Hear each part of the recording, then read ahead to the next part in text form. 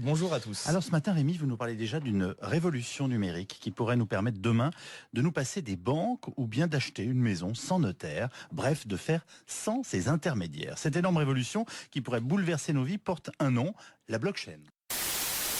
le, le- la blockchain, voilà, cette technologie en quelques mots, parce que c'est vrai qu'on lit beaucoup de choses et on a toujours du mal à se dire une monnaie virtuelle numérique, c'est un peu compliqué. Alors c'est vrai qu'il y a beaucoup de presse autour de ça.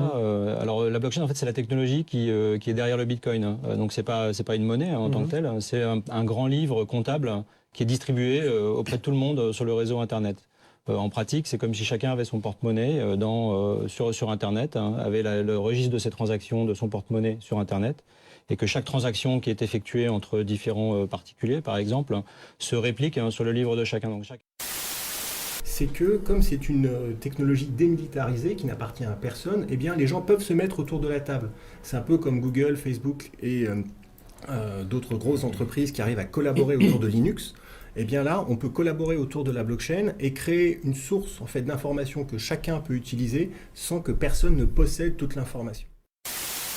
Finalement, la disparition de sociétés qui aujourd'hui agissent seulement comme des intermédiaires, entre guillemets, hein, comme des intermédiaires sur des transactions qui ont lieu entre particuliers.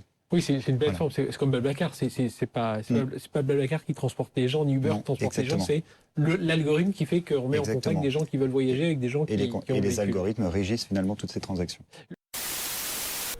Eh bien, cette technologie transcende les frontières, transcende les lois locales et permet d'être extrêmement résistant à toute forme de pression extérieure. En fait, ce qui est révolutionnaire pour moi quand même dans la blockchain, c'est le fait qu'on va supprimer les tiers de confiance. C'est vraiment ça qui est intéressant, c'est-à-dire que finalement la confiance jusqu'à présent, sur énormément de cas d'usage, elle est portée par un tiers qui va vérifier la validité d'une transaction typiquement. Là, on n'a plus besoin de ça. On n'a plus besoin de ça. Tout ça, c'est régi par des algorithmes, c'est régi par de la cryptographie, qui fait que finalement la confiance va être validée directement par le réseau. Donc, c'est-à-dire que c'est les membres de la blockchain, c'est les membres du réseau qui se partagent de l'information. C'est vrai que la blockchain Bitcoin, à partir du moment où on utiliserait cette monnaie pour des échanges, par exemple pour payer nos impôts, je prends un exemple qui est très irréaliste aujourd'hui, mais si on payait nos impôts en Bitcoin, eh bien on saurait comment le gouvernement dépense ses impôts.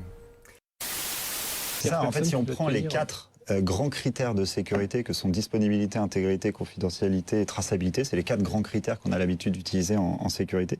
Finalement, la blockchain va agir sur chacun de ces 4 critères. Avec la blockchain, on va répondre à une question, c'est à qui est cette information, puisqu'elle va être signée par quelqu'un, elle est un propriétaire. Et donc, c'est la solution la plus élégante qu'on ait trouvée. Mais en fait, les plus gros sujets sont sur qu'est-ce qu'on veut faire de cette technologie. Est-ce qu'on veut faire quelque chose qui va nous permettre de nous passer des états? Est-ce qu'on veut se passer des états, tout simplement? Est-ce que finalement, en ce moment, le courant n'est pas plutôt à la tendance à la réhumanisation de la société? Et la blockchain n'envoie qu'un signal d'automatisation complète de tout ce qui se passe. Donc plein de questions qu'il faut se poser et pour en donner un cadre, en tout cas légal et juridique, à ces blockchains-là, à leur développement.